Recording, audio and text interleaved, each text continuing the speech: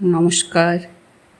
আবার এসে গেছি শ্রী শ্রী ঠাকুর রামকৃষ্ণ জগজ্জননী মা শারদামণি ও যুগনায়ক শ্রী স্বামী বিবেকানন্দের চরণে শতকোটি প্রণাম। শুরু করছি আজকে ঠাকুরের কথা। আমার ভিডিও শেষ পর্যন্ত দেখার অনুরোধ রইল। সাবস্ক্রাইব করবেন, লাইক কমেন্ট করবেন আর শেয়ার করে দেবেন। তাহলে শুরু করছি ঠাকুরের অমৃতবাণী। আমরা গত এতে পড়েছিলাম ঠাকুরের নবজাগরণের অবদান। 1757 খ্রিস্টাব্দ 23শে জুন আমরা ওই নবজাগরণের অন্যতম সূচনা মুহূর্ত বলতে পারি। ওই অভিশপ্ত দিনে যেখানে পলাশির যুদ্ধে ভারত সভ্যতা একটি সন্ধিক্ষণে এসে দাঁড়িয়েছিল।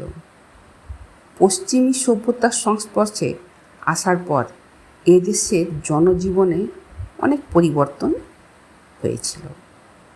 বিশেষ করে ভারতের গ্রামীণ অর্থনীতি একবারই ভেঙে গেছিল। গড়ে ওঠে ইংরেজদের তোষামতকারী নতুন বাবু সম্প্রদায়, যারা প্রবঞ্চনা এবং প্রতারণার মাধ্যমে অর্থনৈতিক উপায়ে অর্থ উপার্জন করে সমাজের অন্যতম গণ্যমান্য হিসেবে পরিচিত হন। এর পাশাপাশি ইংরাজি শিক্ষা গ্রহণ করে চাকরি নির্ভর এক মধ্যবিত্ত শ্রেণীর আবির্ভাব। এই মধ্যবিত্ত শ্রেণী শেষ পর্যন্ত নবজাগরণের প্রাণ প্রতিষ্ঠা করেছিলেন।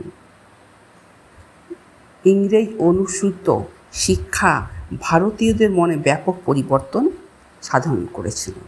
সে সময় অন্ধবিশ্বাসের বদলে মানুষের মধ্যে জেগে উঠেছিল এক নতুন বিচার শক্তি।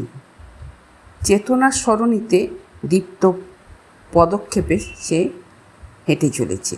শুরু হয় মনের মধ্যে দ্বন্দ্ব, আমি কোন বিষয়টিকে আঁকড়ে ধরব।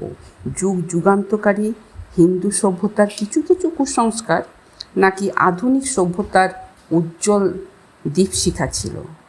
ব্যক্তি স্বাতন্ত্র্যবাদ, যুক্তিবাদ, মানবপ্রেম, নারী মুক্তি ইত্যাদি ছিল সাংস্কৃতিক নবজাগরণের একটি বৈশিষ্ট্য। প্রথমে ধর্ম ও সাহিত্যে এই নবজাগরণের প্রভাব পড়েছিল, পরে সেটা ছড়িয়ে পড়ে। ভাবতে ভালো লাগে, অবিভক্ত বঙ্গদেশে এই নবজাগরণ বীজ প্রথম প্রথিত হয়েছিল। পরবর্তীকালে এটা নানা প্রদেশে ছড়িয়ে পড়ে। ধন্যবাদ।